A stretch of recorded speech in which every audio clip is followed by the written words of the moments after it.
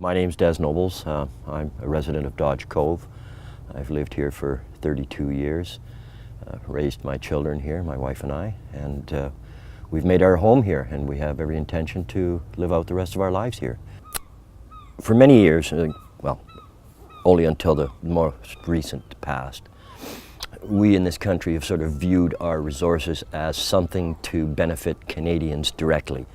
And we created what was termed the Appurtancy clause, which meant that companies that came into a region had to process a portion of the resource that they were extracting in the region to provide employment, to provide taxation, to provide a number of things to the region as a whole. And that was the expectation. You would be given an opportunity to harvest this resource, and you in turn would give back to the community. A number of years ago, that issue of Appurtancy was dissolved, removed. The large global business structure found that an impediment and really didn't like to be constrained in those ways. So for the sake of globalization, our government removed those Appurtancy requirements, and as such, now we have all of our resources in this country being extracted and removed with very little secondary, if any, secondary processing. So we have no manufacturing jobs in this country. All we do is remove our resource as it is, put it into boats, and ship it offshore for someone else to have a job. I'm curious what this really ends up being for Canada as a whole. Yeah, somebody made a few dollars, but did we really create employment? Did we really generate what was expected by the Canadian people from our resource structure?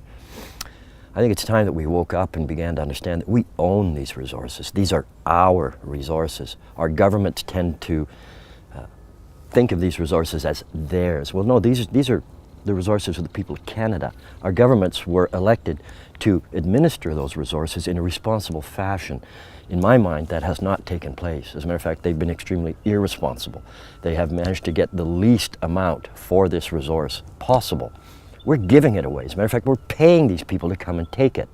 We're providing $116 million annually in this province to the gas sector as incentives. These are the richest people on the planet. What the hell are we doing? All right? We have the ability in this province to create a renewable resource structure. It's there.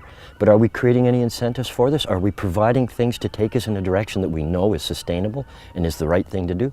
No, we're not. We continue to pump useless amounts of money from the taxpayer into the wealthiest companies on the planet. Why are we doing this? What is the end game here? I'm not sure anymore. But it's not good for my community. It's not good for the greater community of the region here. Who is this good for in the end? I'm not sure. Our government told us that there would be 100,000 jobs and $100 billion in revenue. Lies, complete and utter fabrications on the part of our own governments. These are the sorts of things that we're dealing with. And then when we speak up, we're vilified. We're the ones that are stopping the economy here. We're the ones that are the no people. Well, we're not no. We're yes. We're yes for salmon. We're yes for renewable resources. We're yes for people living in a comfortable and clean environment. Where are our rights in all of this? They seem to be disappearing quickly. The role of democracy no longer exists. We do business with every criminal and despot on this planet. Why? Why is that? Because crime pays. It pays very well.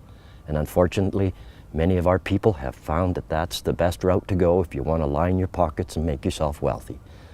But there's no consideration for neighbors, no consideration for communities, no consideration for the people and the animals that live on this earth. At what point do we finally say enough is enough?